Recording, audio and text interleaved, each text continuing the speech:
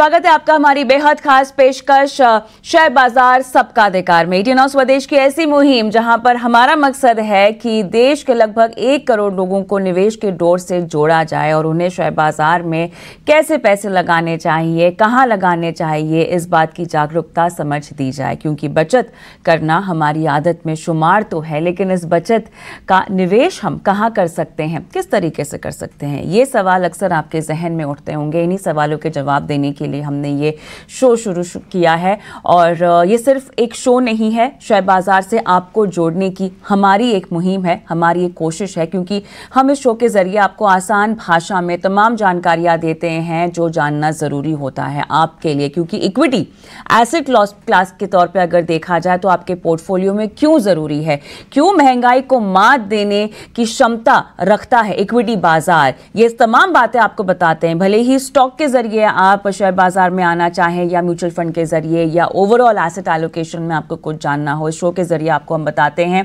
Guest के तौर पर हमारे साथ हमारे खास मेहमान जुड़े हुए हैं, तनिषा अकेडमी के नितिलेश पावस्कर और एसएमसी ग्लोबल के सौरभ जैन। और झटपट सवालों का सिलसिला भी हम शुरू करते हैं इस शो में। तो ये सलाह टाटा मोटर्स में आती हुई अमित कुमार साहब मेरे साथ फोन लाइन पर हैं। नमस्कार। नमस्कार, बताइए सर। मैम, हमने 2000 MRPL के शेयर बाय किए हुए हैं। लगभग बाय किए हुए 1 वीक से प्लस हो गया है। हाँ।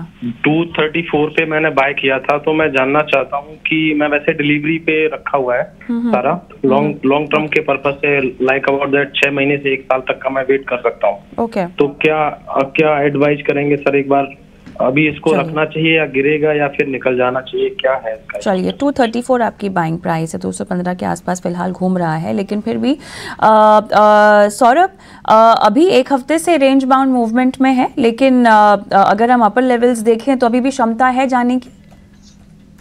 देखिए, बिल्कुल मैं समझता हूँ कि इन्हें भी एक बार होल्ड करना चाहिए, क्योंकि अभी रिसेंटली पेट्रोल और डीजल के दाम सरकार ने गिराए तो ऑयल मार्केटिंग कंपनियों के जो शेयर हैं वो नीचे आ गए, क्योंकि वो लार्जली रिटेलिंग बिजनेस में है। एमआरपीएल रिटेलिंग बिजनेस में नहीं है और ये भी शायद उनके साथ थोड़ा नीचे आ गया। सब्र रखें, इसमें बने रहें।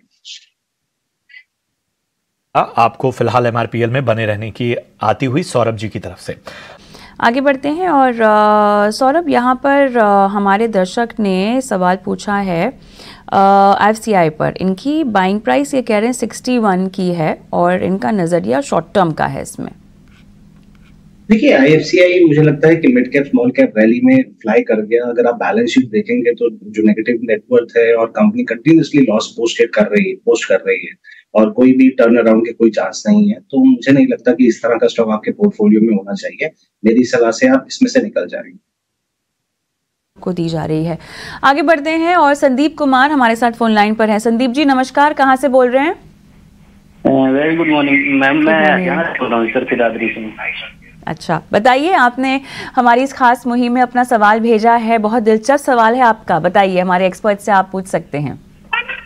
हाँ, यही है कि मैम कि एक तो मेरे को जाना, जैसे आप बीटीएसटी और ये एसटीबीटी बताते हो ना जी क्लोजिंग कोड के अंदर, और ये सवाल था, और ये जैसे शॉर्ट कैसे करने होते हैं वो ये पता करना था मैम। अच्छा, चलिए, बहुत इंटरेस्टिंग सवाल है और संदीप, आपके सवाल के जरिए वो तमाम दर्शक जो शायद इस तरह की स्ट्रैटेजीज को नहीं जानते हों उन्हें भी समझाइश मिल जाएगी। तो सौरभ, आप ही के पास आऊँगी। बीटीएसटी और इस तरह के जो ट्रेड्स बताए जाते हैं, बेसिकली शॉर्ट करने को लेकर भी इनका सवाल है कि शॉर्ट कब करना चाहिए और कैसे करना चाहिए, किस तरह से आप इस स्ट्रैटेजी को अपनाएं, कैसे एनालाइज करें कि स्टॉक में शॉर्ट करने का समय आ गया है। देखिए, जनरली जब बुलिश मार्केट होता है और जो सेक्टर तेजी में चल रहे होते हैं तो जो टेक्निकल एनालिस्ट होते हैं वो चार्ट्स पे देखते हैं कि टेम्पो कैसा है, वॉल्यूम्स कैसे हैं और स्टॉक का प्राइस मूवमेंट कैसा है। तो वो आपको सलाह देते हैं बाय टुडे सेल टुमारो, माने आप आज जाते समय ले चाहिए और कल जब बाजार ऊपर खुलने का उनको ऐसा लगता है कि बाजार ऊपर खुलेगा और स्टॉक प्राइस भी अच्छा मूव करेगा, तो वो बाय टुडे सेल टुमारो की आपको करवाते हैं। सेल टुडे बाय टुमारो का मतलब ये होता है कि जहां पर उन्हें थोड़ी कमजोरी दिख रही होती है, जो सेक्टर परफॉर्म नहीं कर रहा होता, उसका कोई स्टॉक आपको लेके आते हैं, बोलते हैं कि आप इसे बेचिए, बाजार भी नरम दिख रहा है और स्टॉक भी नरम दिख रहा है, तो आपको ये कल स्टॉक नीचे मिलेगा तो आपको उससे मुनाफा होगा। जनरली सेल टुडे कैश में नहीं होता है, एफ एंड ओ की पोजीशंस में होता है। तो इस तरीके से रहता है। मेरी सलाह से जितने भी आप जब भी आप ट्रेड लेते हैं तो आपको बिल्कुल स्टॉप लॉस का बिल्कुल ध्यान रखना चाहिए, क्योंकि स्टॉप लॉस भी साथ में ही सुझाया रहता है। थोड़ा सा रिस्की रहता है, लेकिन क्योंकि मार्केट की सेंटिमेंट्स के साथ स्टॉक कहीं पर भी खुल सकता है, तो ये आपको जरूर ध्यान रखना चाहिए। चलिए, कुछ सवाल हम YouTube से भी ले रहे हैं और लगातार हमारे पास दर्शकों के सवाल आ रहे हैं।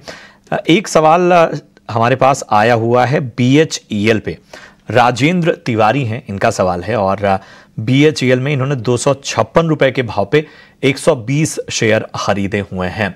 सौरभ जी, BHEL पे क्या राय होगी? 256 की खरीद है। पावर सेक्टर काफी अच्छा लग रहा है और पावर सेक्टर से रिलेटेड इनको भेल को कुछ काम भी मिल रहा है। स्टॉक में एक टर्न अराउंड देखा गया है। लंबे समय के लिए अगर आपका नजरिया है तो बने रहे, एवरेज और तो लंबे समय का नजरिया है तो बने रहने की यहाँ पर सलाह है। लेकिन शेयर बाजार सबका अधिकार में फिलहाल हमें इजाजत देने का समय आ गया है।